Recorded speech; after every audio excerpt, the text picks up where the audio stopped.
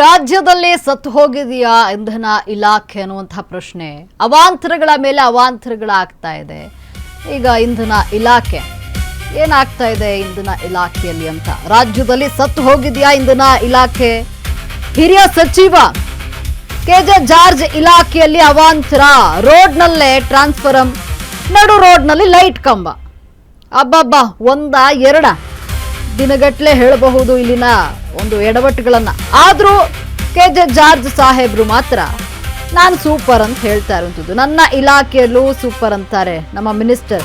ಈಗಲಾದ್ರೂ ನೋಡಿ ಸ್ವಾಮಿ ಇಂಧನ ಇಲಾಖೆಯ ಅವಾಂತರಗಳನ್ನ ನೋಡಿ. ಒಂದ ಎರಡ ಅವಾಂತರಗಳು ಹೇಳ್ತಾ ಹೋದ್ರೆ ಬೇಜಾನಿರುವಂಥದ್ದು. ದಿನ ಪೂರ್ತಿ ಆಗುತ್ತೆ. ಅಂದ್ರೆ ರೋಡ್ನಲ್ಲೇ ಟ್ರಾನ್ಸ್ಫಾರಂ ಹಾಕ್ತಾರೆ, ನಡು ರೋಡ್ನಲ್ಲೇ ಲೈಟ್ ಕಂಬವನ್ನ ಹಾಕುವಂಥದ್ದು.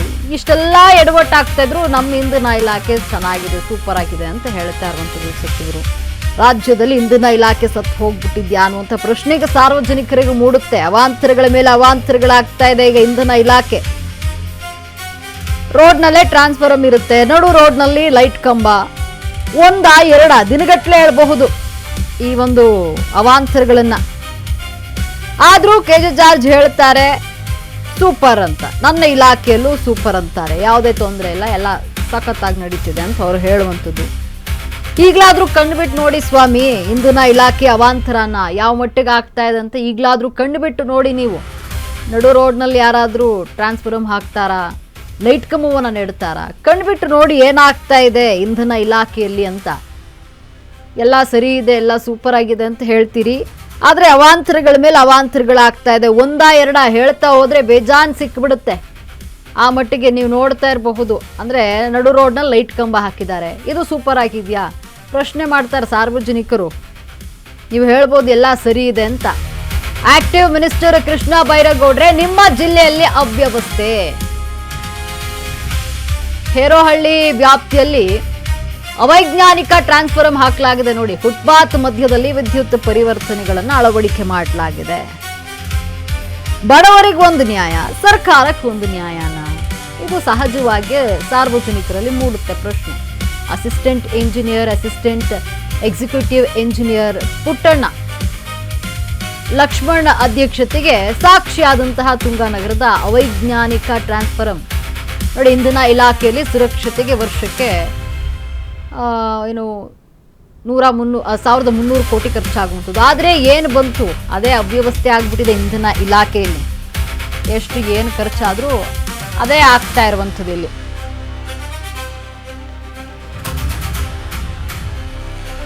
ನೋಡಿ, ಇಂಧನ ಇಲಾಖೆಯಲ್ಲಿ ಸುರಕ್ಷತೆಗೆ ವರ್ಷಕ್ಕೆ 1300 ಕೋಟಿಗಳಷ್ಟು ಖರ್ಚಾಗುತ್ತೆ. ಆದರೆ ಏನು ಬಂತು, ಅದೇ ಅವ್ಯವಸ್ಥೆ ಆಗ್ಬಿಟ್ಟಿದೆ ಇಂಧನ ಇಲಾಖೆ. Indian electricity rules, safety rules ಎಲ್ಲವೂ ಕೂಡ ಬ್ರೇಕ್ ಇಲ್ಲಿ. ಆಕ್ಟಿವ್ ಮಿನಿಸ್ಟರ್ ಕೃಷ್ಣ ಬೈರೇಗೌಡ್ರೆ, ನಿಮ್ಮ ಜಿಲ್ಲೆಯಲ್ಲಿ ಅವ್ಯವಸ್ಥೆ ನೋಡಿ. ಹೇರೋಹಳ್ಳಿ ವ್ಯಾಪ್ತಿಯಲ್ಲಿ ಅವೈಜ್ಞಾನಿಕವಾಗಿ ಟ್ರಾನ್ಸ್ಫಾರಂ ಅಳವಡಿಕೆಯನ್ನ ಮಾಡಲಾಗಿದೆ. ಫುಟ್ಪಾತ್ ಮಧ್ಯದಲ್ಲಿ ವಿದ್ಯುತ್ ಪರಿವರ್ತನೆಗಳನ್ನ ಅಳವಡಿಕೆ ಮಾಡ್ತಾ ಇರುವಂಥದ್ದು. ಬಡವರಿಗೆ ಒಂದು ನ್ಯಾಯ, ಸರ್ಕಾರಕ್ಕೆ ಒಂದು ನ್ಯಾಯನ?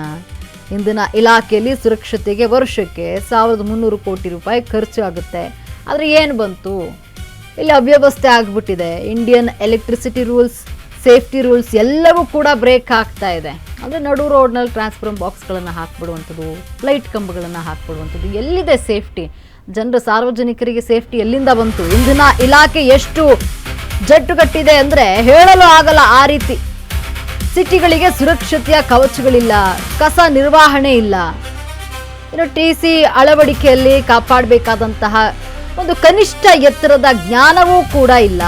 ಟ್ರಾನ್ಸ್ಫಾರಂಗಳು, ಕಂಬಗಳು, ಸತ್ತವರ ಫೋಟೋ, ಕಸ ಹಾಕಷ್ಟೇ ಸೀಮಿತ ಆಗಿರುವಂಥದ್ದು. ಈಗ ಸಚಿವ ಕೃಷ್ಣ ಬೈರೇಗೌಡರದು ವಿರಾಟ ಇನ್ನು ಪ್ರಲಾಪ ಬಡಪಾಯಿಗಳ ಮೇಲಷ್ಟೇ ಇರುವಂಥದ್ದು. ಪಾದಚಾರಿ ಮಾರ್ಗದಿಂದ ಒಕ್ಕಲೆಬ್ಬಿಸೋದು ಅದೇ ಕಾನೂನು ಇಂಧನ ಇಲಾಖೆಗಿಲ್ಲ. ಯಾಕೆ ಪಾದಚಾರಿಗಳನ್ನು ಒಕ್ಕಲೆಬ್ಬಿಸುವಂತಹ ವಿಚಾರದಲ್ಲಿ ಅದೇ ಕಾನೂನು ಯಾಕಿಲ್ಲ ಅಂತ ಪ್ರಶ್ನೆಯಲ್ಲಿ. ಇಂಧನ ಇಲಾಖೆಯಲ್ಲಿ ಎಷ್ಟು ಅವ್ಯವಸ್ಥೆಗಳಿದೆ ಅಂತ ಹೇಳಿದ್ರೆ ಹೇಳಕ್ಕಾಗಲ್ಲ, ಆ ಮಟ್ಟಿಗಿದೆ. TCಗಳಿಗೆ ಸುರಕ್ಷತೆಯ ಕವಚಗಳಿರೋದಿಲ್ಲ, ಕಸ ನಿರ್ವಹಣೆ ಇಲ್ಲ, TC ಅಳವಡಿಕೆಗೆ ಕಾಪಾಡಬೇಕಾದಂತಹ ಒಂದು ಕನಿಷ್ಠ ಎತ್ತರದ ಜ್ಞಾನವೂ ಕೂಡ ಇಲ್ದಂತ ಆಗ್ಬಿಟ್ಟಿದೆ. ಇನ್ನು ಟ್ರಾನ್ಸ್ಫಾರಂ ಕಂಬಗಳು ಸತ್ತವರ ಫೋಟೋ ಕಸ ಹಾಕಕ್ಕಷ್ಟೇ ಸೀಮಿತ ಆಗಿಬಿಟ್ಟಿದೆ. ಸಚಿವ ಕೃಷ್ಣ ಬೈರೇಗೌಡರದು ವಿರಾಟ ಪ್ರಲಾಪ ಬಡಪಾಯಿಗಳ ಮೇಲಷ್ಟೇ. ಪಾದಚಾರಿ ಮಾರ್ಗದಿಂದ ಒಕ್ಕಲೆಬ್ಸೋದು ಅದೇ ಕಾನೂನು ಇಂಧನ ಇಲಾಖೆಗಿಲ್ಲ. ಎರಡ ಇಲ್ಲಿ ಸಮಸ್ಯೆಗಳು ಹೇಳ್ತಾ ಹೋದ್ರೆ ದಿನಪೂರ್ತಿ ಹೇಳಬಹುದು, ಅಷ್ಟಿದೆ ಇಂಧನ ಇಲಾಖೆಯ ಒಂದು ಅವ್ಯವಸ್ಥೆಗಳು. ಇದನ್ನು ಯಾವಾಗ ಸರಿ ಮಾಡ್ಕೋತೀರಾ ಸ್ವಾಮಿ? ಸಾರ್ವಜನಿಕರಿಗೆ ಸುರಕ್ಷತೆ ಎಲ್ಲಿ ಸಿಗುತ್ತೆ? ನೀವು ಗಮನಿಸ್ತಾ ಇರಬಹುದು, ನಡು ರೋಡ್ನಲ್ಲಿ ಲೈಟ್ ಕಂಬಗಳನ್ನ ನೆಡುವಂಥದ್ದು. ಇದರಿಂದ ಸಾರ್ವಜನಿಕರಿಗೆ ಎಲ್ಲಿ ಸುರಕ್ಷತೆ ಸಿಗುತ್ತೆ? ಇಲ್ಲಿ ಇಂಧನ ಇಲಾಖೆಯಲ್ಲಿ ಸುರಕ್ಷತೆಗೆ ವರ್ಷಕ್ಕೆ 1300 ಕೋಟಿ ಖರ್ಚಾಗುತ್ತೆ. ಆದರೆ ಏನು ಬಂತು? ಯಾವುದು ಪ್ರಯೋಜನ ಆಗಿಲ್ಲ. ಇಂಡಿಯನ್ ಎಲೆಕ್ಟ್ರಿಸಿಟಿ ರೂಲ್ಸ್ ಬ್ರೇಕ್ ಆಗುತ್ತೆ, ಸೇಫ್ಟಿ ರೂಲ್ಸ್ ಎಲ್ಲವೂ ಕೂಡ ಪ್ರತಿಯೊಂದು ಬ್ರೇಕ್ ಆಗುವಂಥದ್ದು. ಇಲ್ಲಿ ಯಾವುದೇ ರೂಲ್ಸನ್ನು ಫಾಲೋ ಮಾಡ್ತಾ ಇಲ್ಲ. ಇನ್ನು TCಗಳಿಗೆ ಸುರಕ್ಷತೆಯ ಕವಚಗಳಿಲ್ಲ, ಕಸ ನಿರ್ವಹಣೆಯೂ ಇಲ್ಲ. TC ಅಳವಡಿಕೆಯಲ್ಲಿ ಕಾಪಾಡಬೇಕಾದಂತಹ ಕನಿಷ್ಠ ಎತ್ತರದ ಜ್ಞಾನವೂ ಇಲ್ಲ. ಚಿಕ್ಕದಾಗಿ ಹಾಕ್ಬಿಡುವಂಥದ್ದು. ಲೈಟ್ ಕಂಬ ಅಲ್ಲಿ ನೋಡಿ, ಅಲ್ಲಿ ನೀವು ಗಮನಿಸ್ತಾ ಇರಬಹುದು, ಆ ಮಧ್ಯ ನಡು ರೋಡ್ನಲ್ಲಿ ಹಾಕುವಂಥದ್ದು ಲೈಟ್ ಕಂಬವನ್ನು, ಅಂಥ ಕಡೆ ಲೈಟ್ ಕಂಬವನ್ನು ಅಳವಡಿಕೆ ಮಾಡಿರುವಂಥದ್ದು. ಅಲ್ಲಿ ಒಂದು ಹಿರಿಯರಿರಬಹುದು, ಮಕ್ಕಳಿರಬಹುದು, ಓಡಾಡಲಿಕ್ಕೆ ಬಹಳಷ್ಟು ತೊಂದರೆ ಆಗುತ್ತೆ. ಏನಾದರೂ ಹೆಚ್ಚು ಕಡಿಮೆ ಆದರೆ ಯಾರು ಹೊಣೆ? ಇಂಧನ ಇಲಾಖೆ ಹೊಣೆ ತೆಗೆದುಕೊಳ್ಳುತ್ತಾ? ಅಂದರೆ ಏನು ಬಂತು? ಏನಾದರೂ ಹೆಚ್ಚು ಕಡಿಮೆ ಆಗೋಯ್ತಂದರೆ ಯಾಕೆ ಈ ರೀತಿ ನಿರ್ಲಕ್ಷ್ಯವನ್ನು ವಹಿಸ್ತೀರಿ? ಅನಾಹುತ ಆಗೋಕ್ಕಿಂತ ಮುಂಚೆ ಎಚ್ಚರಿಕೆಯನ್ನು ವಹಿಸಿ ಇದೆಲ್ಲವನ್ನ ಸರಿಪಡಿಸ್ಬೇಕಲ್ವಾ? ಆದರೆ ಎಲ್ಲವೂ ಸೂಪರ್ ಆಗಿದೆ, ಏನು ತೊಂದರೆ ಇಲ್ಲ, ಎಲ್ಲ ಚೆನ್ನಾಗಿ ನಡೀತಾ ಇದೆ, ನಾವು ನಮ್ಮ ಇಲಾಖೆನ ಅಚ್ಚುಕಟ್ಟಾಗಿ ನಿಭಾಯಿಸ್ತೀವಿ ಅಂತೀರಾ ರಾಜಕಾರಣಿಗಳು. ಯಾವ ರೀತಿ ನಿಭಾಯಿಸ್ತಾ ಇದ್ದೀರಾ ಸ್ವಾಮಿ? ನಡು ರಸ್ತೆಯಲ್ಲಿ ಲೈಟ್ ಕಂಬ ಹಾಕಿ ಈ ರೀತಿ ಆದರೆ ಸಾರ್ವಜನಿಕರ ಹಿತರಕ್ಷಣೆ ಹೇಗೆ ಕಾಪಾಡ್ತೀರಿ ನೀವು? ನೋಡಿ, ಎಲ್ಲ ರೂಲ್ಸನ್ನು ಬ್ರೇಕ್ ಮಾಡ್ತೀರಿ. ಇಂಡಿಯನ್ ಎಲೆಕ್ಟ್ರಿಸಿಟಿ ರೂಲ್ಸ್ ಬ್ರೇಕ್ ಆಗುತ್ತೆ, ಸೇಫ್ಟಿ ರೂಲ್ಸ್ ಅಂತೂ ಇಲ್ಲವೇ ಇಲ್ಲ. ಇಲ್ಲಿ TCಗಳಿಗೆ ಒಂದು ಏನು ಕವಚ, ಸುರಕ್ಷತೆಯ ಒಂದು ಕವಚಗಳು ಕೊಡೋದಿಲ್ಲ. ಇಲ್ಲಿ ಕವಚ ಇಲ್ಲದೇ ಕೆಲಸ ಮಾಡಬೇಕಾದಂಥ ಪರಿಸ್ಥಿತಿ. ಇನ್ನು TC ಅಳವಡಿಕೆಯಲ್ಲಿ ಎತ್ತರದ ಒಂದು ಕನಿಷ್ಠ ಜ್ಞಾನ, ಅಂದರೆ ಎಷ್ಟು ಹಾಕಬೇಕು ಎತ್ತರ ಅನ್ನುವಂಥದ್ದನ್ನು ಕಾಪಾಡಿಕೊಳ್ಳುವಂಥ ನಿಟ್ಟಿನಲ್ಲಿ ವಿಫಲರಾಗಿರುವಂಥದ್ದು. ನಮಸ್ಕಾರ. ನಾವು ತುಂಗಾನಗರ ಮುಖ್ಯ ರಸ್ತೆಯಲ್ಲಿ ಟ್ರಾನ್ಸ್ಫಾರ್ಮರ್ಗಳು ಯಾವ ರೀತಿ ಅಪಾಯಕರ ಸ್ಥಿತಿಲಿದೆ, ಫುಟ್ಬೋರ್ಡ್ ಮಧ್ಯದಲ್ಲಿದೆ, ನಡ್ಕೊಂಡು ಹೋಗೋಕ್ಕೆ ತೊಂದರೆ ಆಗ್ತಾ ಇದೆ ಅನ್ನೋ ವಿಚಾರದಲ್ಲಿ ಮಾತಾಡ್ತಾ ಇದ್ವಿ. ನಮ್ಮಲ್ಲಿ ಈಗ ಒಬ್ಬರು ಸ್ಥಳೀಯರು ಮಾತಿಗೆ ಸಿಕ್ಕಿದ್ದಾರೆ. ಸರ್, ತಮ್ಮ ಹೆಸರು? ಸರ್, ಸತೀಶ್ ಅಂತ. ತಾವೇನು ಮಾಡ್ಕೊಂಡಿದ್ರಿ ಇಲ್ಲಿ? ಸರ್, ನಮ್ದು ಇಲ್ಲಿ ಟೆಂಟ್ ಹೌಸ್ ಇದೆ. ಇದ್ರ ಬಗ್ಗೆ ಏನು ಹೇಳ್ತೀರಾ ಸರ್? ನಿಮ್ಗೆ ಏನಿಲ್ಲ, ಇದು ಅವಾಗ ಈ ರೋಡ್ ರೆಡಿ ಮಾಡಬೇಕಾದ್ರೆ ಅದು ಟ್ರಾನ್ಸ್ಫಾರ್ಮರ್ ಸ್ವಲ್ಪ ಚೇಂಜ್ ಮಾಡಬೇಕಾಗಿತ್ತು. ಕೆಳಗಡೆನೇ ಇದೆ, ಹೋಗೋರು ಬರೋಗೆಲ್ಲ ತಲೆ ಹೊಡಿತದೆ, ಹಿಂಸೆ ಆಗ್ತದೆ. ಆಮೇಲೆ ಟ್ರಾಫಿಕ್ ಈ ರೋಡ್ ಜಾಸ್ತಿ ಆಗಿರೋದ್ರಿಂದ ಹಂಸ್ಕೊಳ್ಳೋ ಅವಶ್ಯಕತೆ ಇದೆ. ಪಾರ್ಕಿಂಗು ಇವ್ರು ಯಾರು ಕಂಪ್ನಿಯವ್ರು ಬಂದು ತುಂಬ ರೋಡ್ಗೆ ಪಾರ್ಕಿಂಗ್ ಮಾಡಿಕೊಂಡು ಇಲ್ಲಿ ಆಕ್ಸಿಡೆಂಟ್ಗಳು ಜಾಸ್ತಿ ಆಗ್ತವೆ. ಟೂ ವೀಲರ್ಗಳದ್ದು ಈ ಬ್ಲೆಂಕಿಟ್ಟು ಅವರು ಇವರು ಕಂಪ್ನಿಯವ್ರದ್ದು ಸ್ಪೀಡ್ ಜಾಸ್ತಿ ಆಗಿದೆ.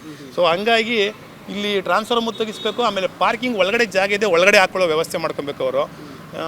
ಇಲ್ಲಿ ತುಂಬ ಆಕ್ಸಿಡೆಂಟ್ಗಳು ಆಗ್ತಾವೆ ಈ ನಡುವೆ. ಅದು ಈ ರೋಡ್ ಆದಮೇಲೆ ಈ ರೋಡಿಗೆ ಮೇಯ್ನ್ ಹಂಸ್ಬೇಕು.